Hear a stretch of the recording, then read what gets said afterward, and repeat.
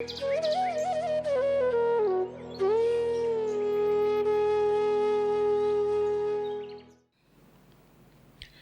प्रसाद शर्मा हैं, 56 वर्षीय, हैदराबाद से। हमारी एक कल्चर्ड और एजुकेटेड फैमिली है विद अ स्पिरिचुअल बेंट। मेरे बेटे को आपको सुनने का रोग पिछले 2 साल से लगा हुआ है। पहले मुझे लगा कोई स्पिरिचुअल टीचिंग होंगी, पर कुल इतना सीखा है उसने आपसे कि शादी नहीं करूँगा, जॉब नहीं करूँगा। मैं बहुत परेशान हो गया। ये आप क्या सिखा रहे हो यंग लोगों को? शिव प्रसाद शर्मा।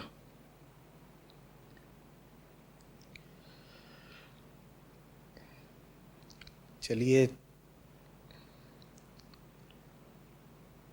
किसी बहाने आप सामने तो आए।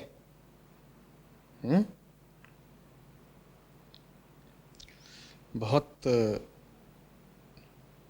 काबिल बेटा पाया है आपने।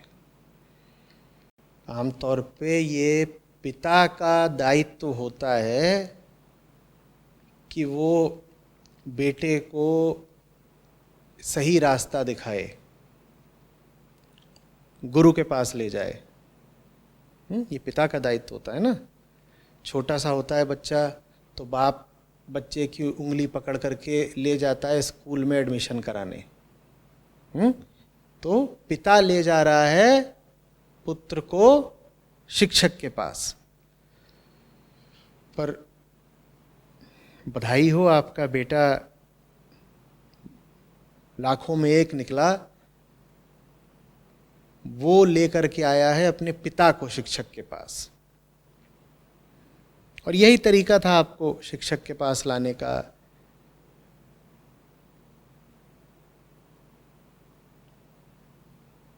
जो आज सामने है।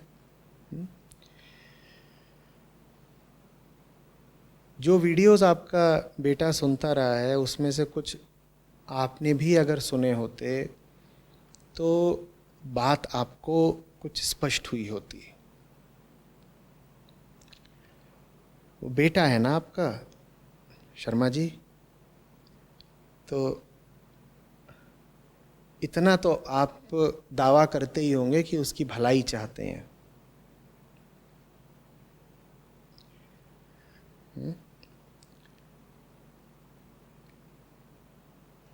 आप 56 साल के हैं तो बेटा 22, 24 या 28 साल का होगा। पूरी ज़िंदगी पड़ी है उसके सामने। कहाँ गुजारने वाला है वो अपनी पूरी ज़िंदगी?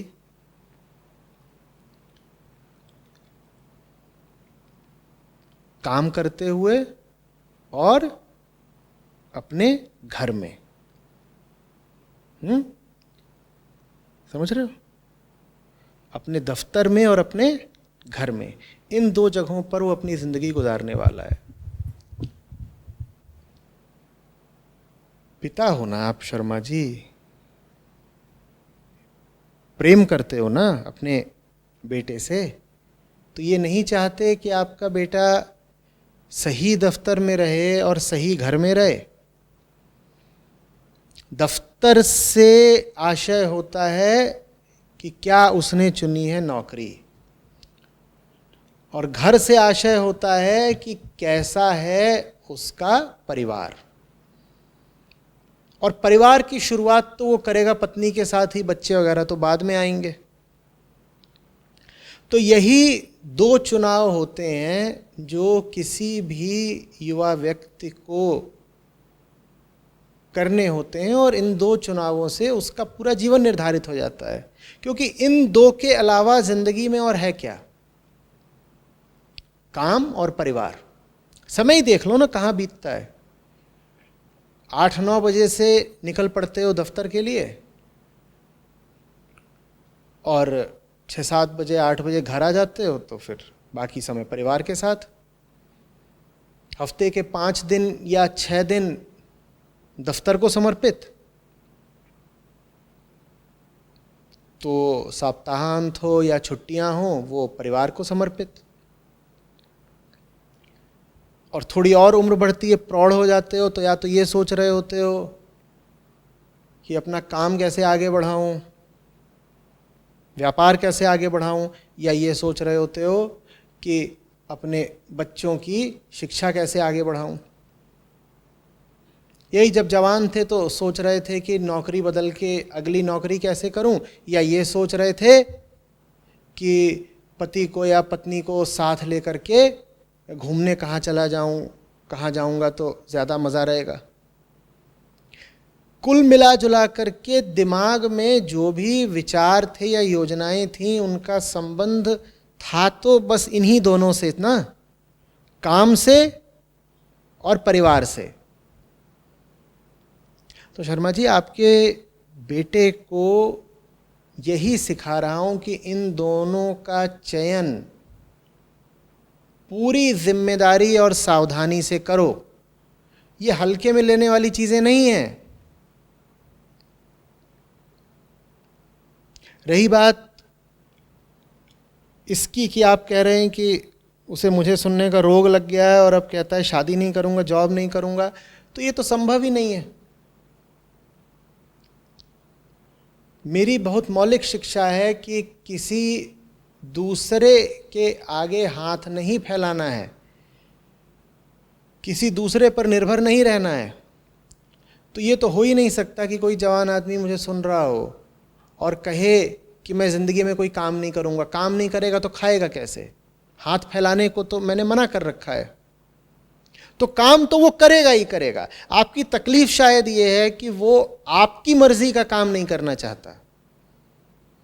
आपको ये समस्या नहीं है कि आपका बेटा जॉब ही नहीं करेगा या काम ही नहीं करेगा। अगर वो मुझे सुन रहा है तो काम तो वो जी तोड़ करेगा। मेरे साथ के जवान लोग काम तो करते ही हैं। आम जवान बंदा जितना काम करता है उससे 4 गुना काम करते हैं। तो काम तो वो भी करेगा, आपका बेटा भी। तो झूठ मत बोलिए कि वो जॉब नहीं करना चाहता। सीधे बताइए कि वो उस तरह की जॉब नहीं करना चाहता जैसी कि आपकी मंशा है। वो क्यों करे आपकी आज्ञाओं का पालन? आप कितने समझदार हैं ये तो आपके सवाल से ही दिख रहा है। तो आपने कितनी समझदारी से उसके लिए कोई जॉब सोच रखी होगी ये भी फिर पता ही है। वो क्यों चले आपके नक्शे कदम पर? इसी तरीके से अगर जीवन का अर्थ होता है संबंधित होना, तो ऐसा तो हो नहीं सकता कि कोई भी व्यक्ति पूरा जीवन बिना संबंधित हुए बिता दे, जीवन का 1 वर्ष भी बिना संबंधित हुए बिता दे, या जीवन का 1 दिन भी बिना संबंधित हुए बिता दे। जो जी रहा है वो संबंधों में ही जी रहा है। कुछ ना कुछ रिश्ता आपका किसी न किसी से रहेगा ही।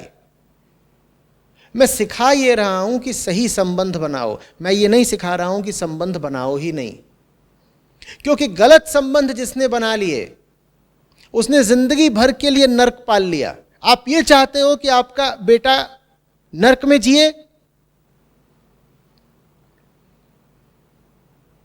और बड़े से बड़ा नर्क होता है गलत शादी। आप जानते नहीं क्या शर्मा जी?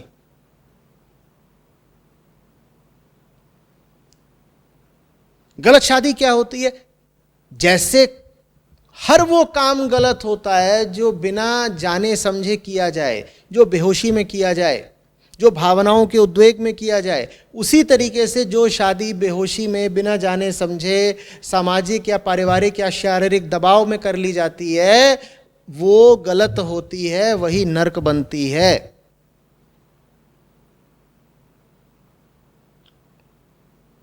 बेटे के शुभचिंतक हो ना, नहीं चाहते क्या कि वो सही संबंध बनाए? कोई शादी करे या ना करे इस पर तो मैं कभी कुछ कहता ही नहीं। मैं तो बस ये कहता हूं कि कुछ भी ऐसा मत करो जो तुम्हारे पांव की बेड़ी बन जाए, जो तुम्हारे जीवन को समूचा लील ले। ऐसा कुछ मत कर लेना। होश में विवाह करो, बहुत सुंदर होगा तुम्हारा विवाह। बहुत सारे ऊंचे लोग हुए हैं, आदर्श लोग हुए हैं जिन्होंने शादियां करी थी, उनकी शादियां शुभ हैं क्योंकि उनकी चेतना शुद्ध है। शुद्ध चेतना के साथ जो करोगे वो शुभ ही होगा। और बेहोशी में निर्णय लोगे शादी वगैरह करने का, संबंध बनाने का, तो पछताओगे। क्या चाहते हो, आपका लड़का पछताए जीवन भर? सबसे पहले तो ये समझिए कि विवाह क्या होता है। मूलतः एक संबंध होता है स्त्री और पुरुष के बीच में। अगर हमें पता ही नहीं है कि संबंध बना कौन रहा है, संबंध बना किससे रहा है, संबंध बनाने की वजह क्या है, तो हम कैसे चुनेंगे सही संबंध? और चुन लो गलत संबंध और उस पर सामाजिक और कानूनी ठप्पा भी लगवा दो और सामाजिक और कानूनी बेड़ियां भी पहन लो और फिर जीवन भर रोते रहो, घूमो गले में पत्थर लटका करके कि अब तो बंध गया, अब क्या करूं।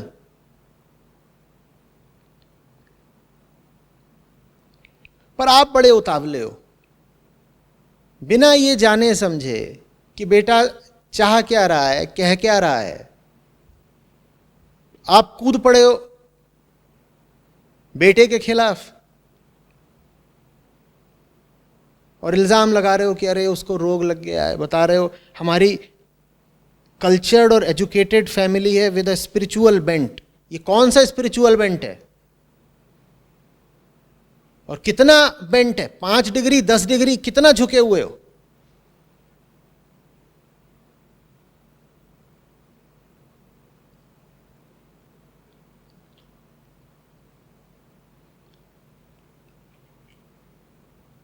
आम मध्यम वर्गीय परिवार है, आम मध्यम वर्गीय आडंबर के साथ, और वही आम मध्यम वर्गीय मान्यताएं और मूर्खताएं।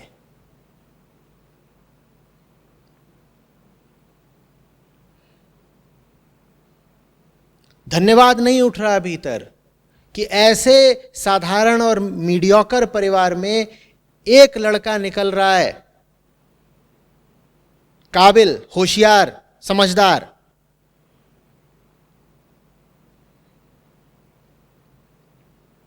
नाज नहीं कर रहे उस पर,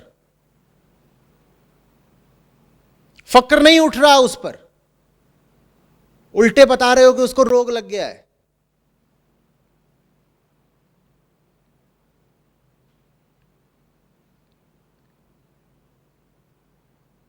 यही होता है।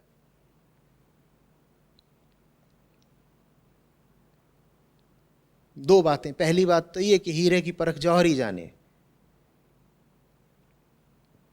और दूसरी बात वो जो जीसस ने बोली थी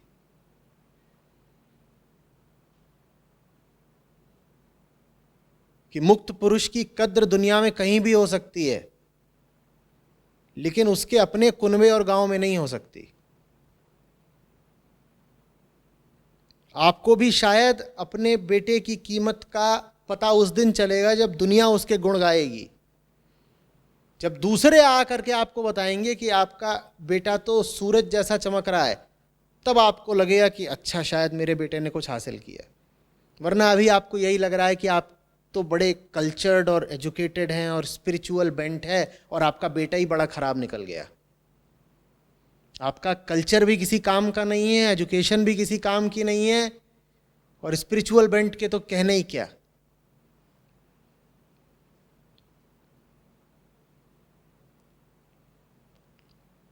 हो सके तो अगली बार जब अपने बेटे को पाएं कि आपके खौफ से छुप छुप कर कहीं वीडियो वगैरह देख रहा है, तो उससे कहिएगा कि बेटा शेयर कर दे, मैं भी देख लूं, मेरा भी कल्याण हो जाए। अगर उसे रोग लगा हुआ है तो प्रार्थना करिए कि वो रोग आपको भी लगे और ऐसा लगे कि जो आपका पुराने किस्म का जीवन है वो समाप्ति हो जाए।